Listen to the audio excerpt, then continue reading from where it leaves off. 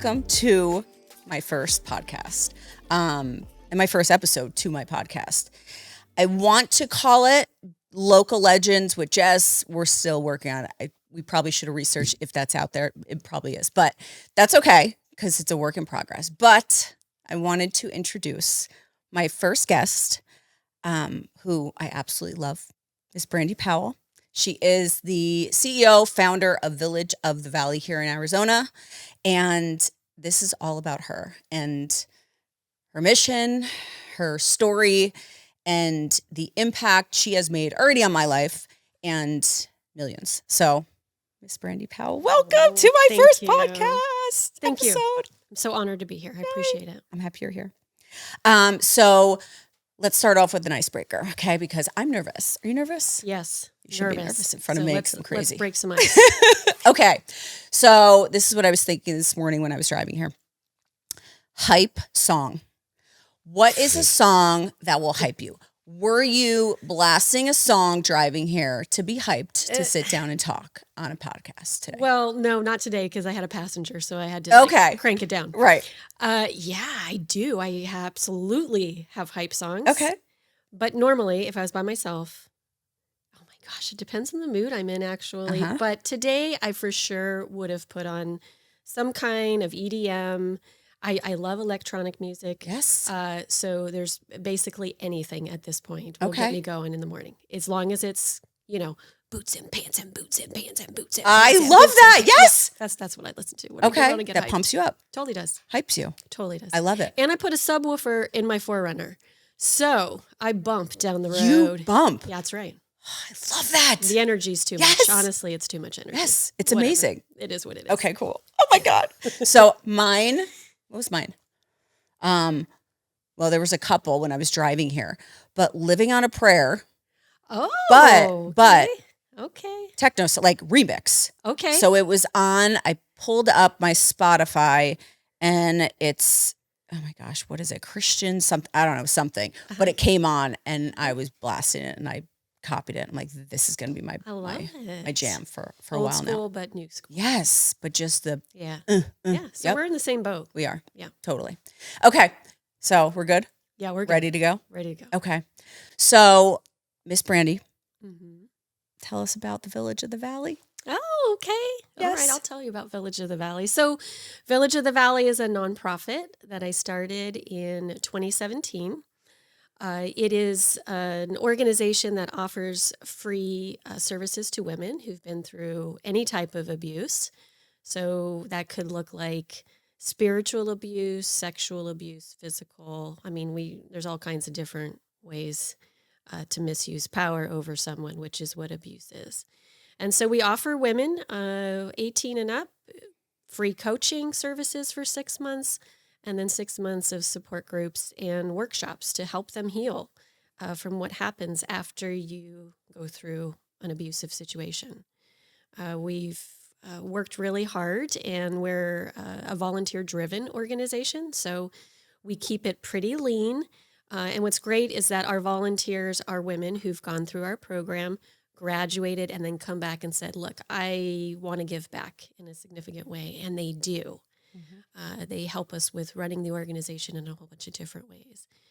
So that's who we serve. We serve all of Arizona, not just Phoenix, but we serve any woman in Arizona. Okay. Where did Village of the Valley come from? Where'd the name come from? What inspired you to go out and create a nonprofit? I know that's not an easy thing. Yeah. Well, truthfully, I did not set out to do that. I was content doing administration. I'd done administration like all my life. My dad used to have an insurance company, and at 13, I was the secretary during the summer, so I learned how to do stuff from my dad and how to do business from my dad. And I just kind of always picked up jobs that were along that line of, managing and running admin work. But I also really had to do my own healing work. I'm a survivor of domestic violence and sexual assault. I've got childhood abuse as well. And by the time I hit, I think I was 30 when my daughter turned 2, there was no longer I couldn't run from all that I had been through, all the trauma I had been through, and I had to come to terms with it because it was not going to let me not come to terms with it. So I started doing a bunch of healing work and got a lot of counseling on the calendar and spent a lot of time in support groups, specifically for abuse. And that really changed my whole everything. I found like I really loved being with other women who were healing too. And I didn't really think I liked people, but it turns out I do. And when I was in those support groups, just over time, I began to lead those groups, and hooked up with a nonprofit there in that kind of an environment, working with women. Did all kinds of things, and then by the time I, like 11 years into my healing, I realized I really need to do this different. And so that's how Village of the Valley got started. I knew nothing about starting a business. I knew nothing about starting a nonprofit. I remember I would walk my neighborhood at night and I would just talk to myself. Mm-hmm. And I'm just like, I don't know what I'm doing. I don't know if I can do this. What does this look like? I can't do this. I mean, just pouring out all kinds of self-doubt and everything you do when you're trying to create something. Finally, I felt like I got some footing, and I realized I needed to have helpers, people who were going to come along and help me do this because I didn't know how to. And I gathered 7 women around a table, and I said, here's what I want to do. This is what it looks like. Can you help me? And 6 of them said yes. 1 said, no, I can't. I just started a new job. I can't do this. But God bless her, because she, to this day, has been a financial supporter ever since we started. So she believes in what we're doing. And here we are, in 2025, still, it's grown to something that I didn't ever anticipate. At the end of this year, we'll have helped over 165 women graduate their 12-month program and really heal and change. And women go on to, start careers, go back to school. A lot of moms change how they parent. It's a really amazing program, and I'm really grateful that we had the support to be able to start it. You're amazing. Oh, well, thank you, Jess. I think you're amazing too. Thank you. So you said you sat around a table with 7 women. Mm-hmm. Who are they just your friends? Like, were they just like, okay, let me, how did that happen? Well, these were women that I had met. Some of them I met through doing my healing work. Okay. So we had kind of some similar backgrounds. Abuse was a topic that we were familiar with. I think 1 or 2 of them, one of them was my best friend. Another one was a mom of one of the women. It was just who could do it. I knew they were all smart. I mean, I wasn't worried about that at all. I knew no matter what, they would be able to help me figure things out. It was just women that I felt like had a real heart for helping others more than anything. Right. So now, these years, I mean, how long has it been? 8 years? 2017. So I don't know, math. What is that, 7, 8 years, somewhere in there? Yeah, right? Yeah. So where do you see this going? Like, what do you, when you wake up every day, what's your day look like? Well, it's different every day because I have a lot of hats I wear at the organization. But one of my favorite hats is I still get to be coaching with the women, the clients that come in. It's a real delicate balance because I'm hearing a lot of really hard, traumatic things regularly. Mm-hmm. And so I have to do really good self-care for myself because after all of these years, that's a lot of stories to hear. That's a lot to take on. So I try to make sure that, when I'm done at the end of those days that I have clients, that I'm really, tending to some self-care that focuses in on me. I do that a bunch of different ways. But then other times I'm just doing our admin stuff that's my A game since I was, forever. Do my admin stuff and really working to try to continually build the team, having community within our team, with our volunteers, our board is really important to me. I want us to make sure we're all here, doing the work we're doing, and we don't forget about what the mission really is. Right. So I'm really grateful I get to do all of those things. I feel, one of my emotional needs is meaning, and this gives me meaning, gives me purpose. So I'm really grateful because that bucket's pretty full. Yeah. But also taking real good, care of myself and the others too is really important to me. Right. So the reason you're on here, like as my first person, is that you have made an impact already on my life. And see, I can't sit across me without crying. I'm going to get through it. So I think just what you have done for me, like I met you a couple years ago through a friend, right? Through networking. So I obviously have a networking group and met you, and let's see how we could help each other.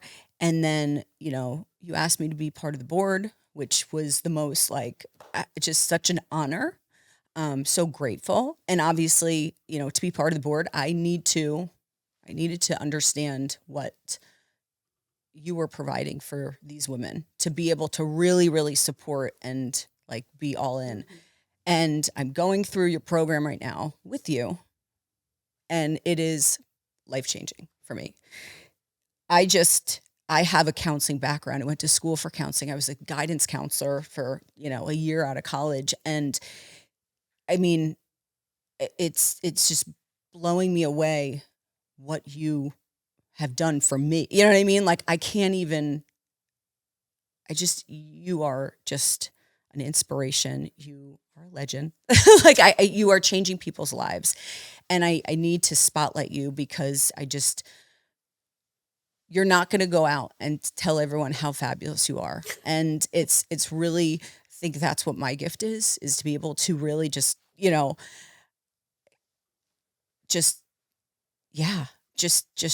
celebrate people like you and how much of an impact you make on people in this world. And I just want to take you and take what you're doing and take your work every week. I mean, to open up a binder, to give me homework on working on myself. And it's life-changing.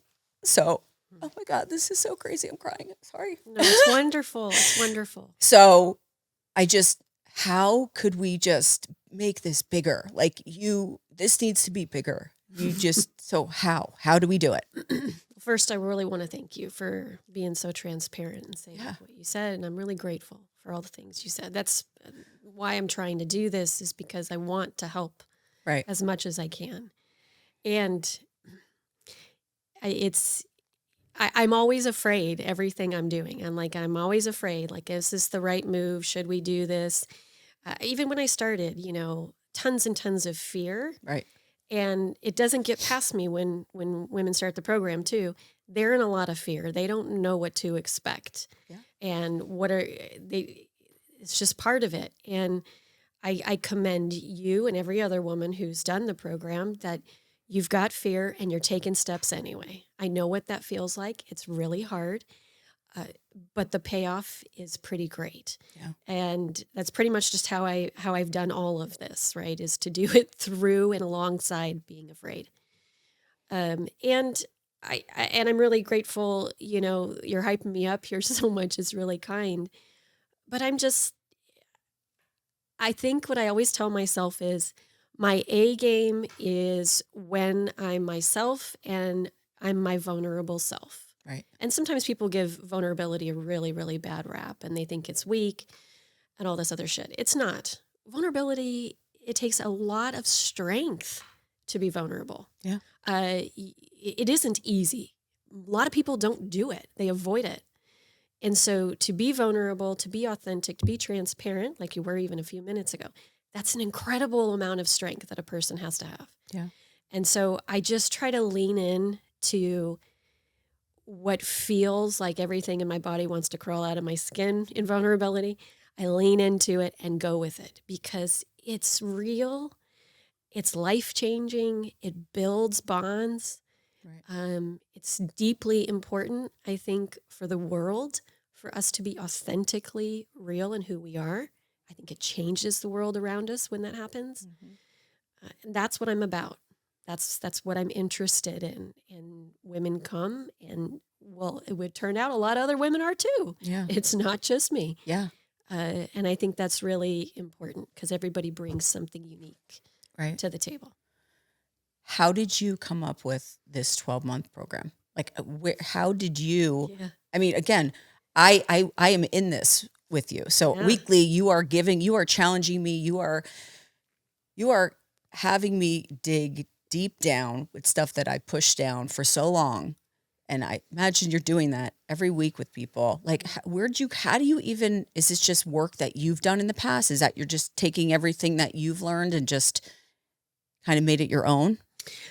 So I am, well, I just made this up. No, I mean, in part, yeah, I just made it up. Yeah. That's how easy it is. Just Right. make it up and go with it and see what happens. In part, yes. But also, I've always been a writer. I've always been a creative writer. In 2013, I was really trying to challenge myself in the middle of my healing work because obviously I wasn't challenging enough. I decided I want to challenge myself more.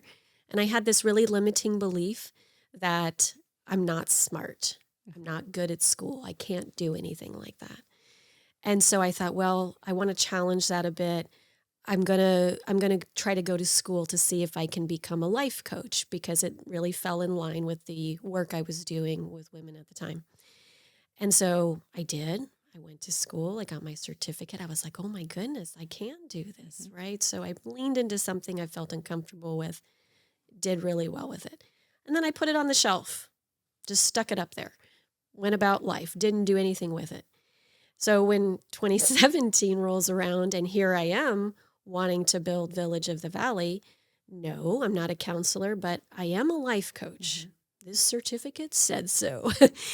And I'd had so many experiences and so many hours working with women in a support group setting. I was like, I've got something here that really rises in me when I get to do this.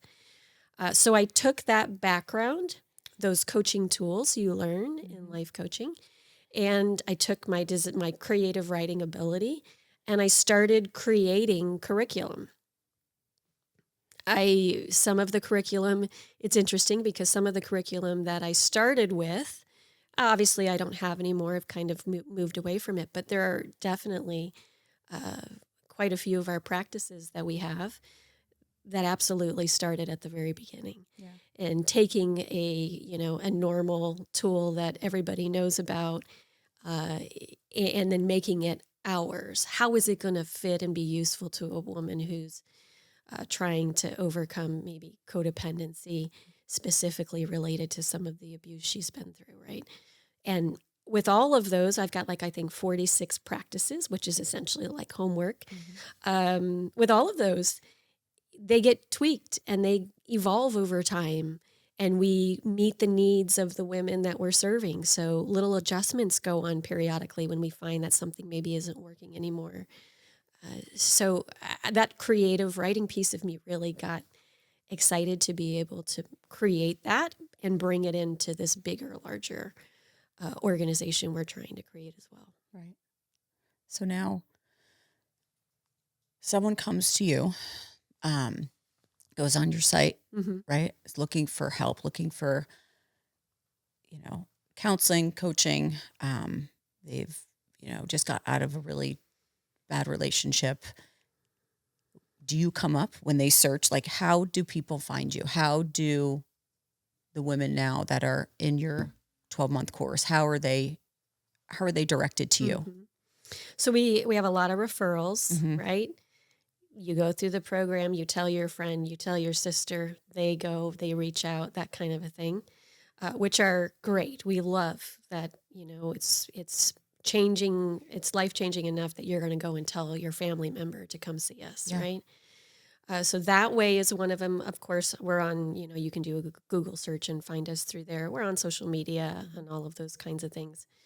But, I think it's important to note that, we are not counseling. We're doing coaching, and that's a different kind of healing mechanism, right? With coaching, we're really, really focused in on right now. In, excuse me.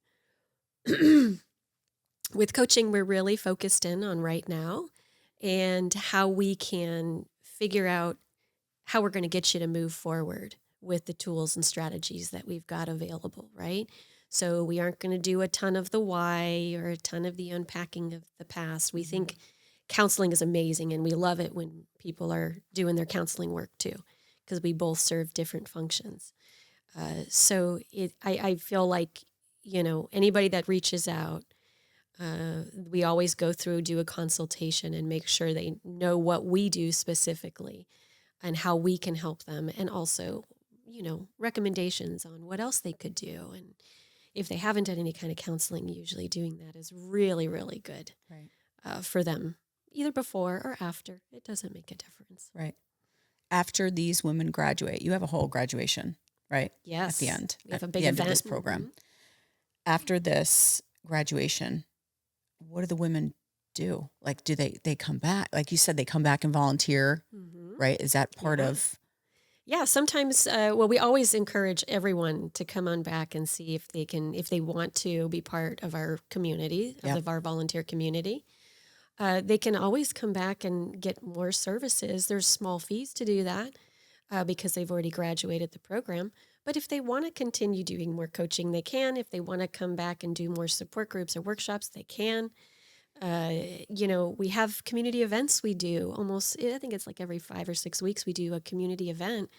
And all of the women who are in the program currently or have graduated are always invited to those because we hear a lot of the time that it's hard to make friends. And what a great way to make a friend with somebody who understands what it's like to go through doing this work, or who maybe has some similar things that they've gone through like you have in your past. So there's lots of options to be able to stay connected. Yeah. In fact, what we do is often if we have someone in our community who's graduated their program, if they may be a good coach. They may end up being a good fit for becoming one of our coaches. And we always look for those people because, it's delicate work. We want to make sure the right people are coming forward. And that can happen too. They can be joining our board. Yeah. Caring about the larger mission of the organization. There's lots of real good opportunities to stay connected. Yeah. And I love, like, when I went to the Chicken and Pickle event, like, you could see the volunteers, just the excitement and the people that came. It really felt like just a big group. It really community. Like, it just was so refreshing to see that. And everyone was excited. And it just was like all the volunteers just felt like a family. You know what I mean? Yes. Like, they were all so sweet and awesome and compassionate. And you've built a really freaking cool community. Oh, thank you. And I'm so, again, happy to be part of this, blessed to be part of it, honored to be part of it. My struggle right now is like, how do I do more? Like, how much is it costing to get a woman through the program for free? What is it? For the 12 months of her program, it costs $1,300 for her to attend her 6 months of coaching, to attend the support groups and the workshops. Right. We always are interested in people who just want to help us sustain. Monthly givers who want to give back. That's everything we've had to learn on our own. We don't have grant writers. We don't, we don't take out loans. We don't do any of that kind of stuff. We really the way we operate is direct donations from the community. Okay. And so it really is impactful. And, no matter the amount given, it does impact our program. I think our administration costs are something like 22%, which is really fantastic for a nonprofit to have that kind of low, lean cost structure, which we do, which is great. So much of every dollar is going directly to helping that woman. And we make our program free because, you know, money is a roadblock to women getting help. Yeah. We're going to pay for all the other things, everything under the sun before we get to use money to help us. Always. Usually, right? Yeah. So that's why we make it free, because we want to help anyone who wants the help. Right. And money cannot be the problem. Right. I love it. We take on that burden. Yes. Yeah, for sure. So how could someone get in contact with you? You can absolutely go to our website, villageofthevalley.org. And on there's an option to go and make a consultation happen. And we do consultations all the time just to tell you about our program, see where you're at, see if we're the right fit for you. And that's the best way to get the ball rolling. You can also find us, I believe, we're on Facebook and Instagram and YouTube and all the things, just to connect and see. You get all kinds of faces from women in the community on those social platforms. So you can go check us out, send us a message through there. Awesome. Any lasting words that you want to say to our listeners? Yes. Everyone is worth doing the work that it takes, the hard work that it takes to confront the things that maybe you've been through that you know you need to tend to. You hear that inner voice inside of you telling you already. It's important to listen and just take the first step. You know, I think it's so important that when we're talking, right, you feel the vulnerability in the time together, and that's brave to allow yourself to feel that. Little moments like that are appreciated, and I think that just take the one little next step and reach out, ask some questions, see what it feels like, if it's a good fit. Do it afraid, like I was saying earlier, do it with fear, because the end result is big payoff. Big payoff. It's huge. For themselves and the people around them too. Yeah. Well, thank you so much, Brandi. Thank you for having me, Jess. I appreciate you. Thank you. Thank you.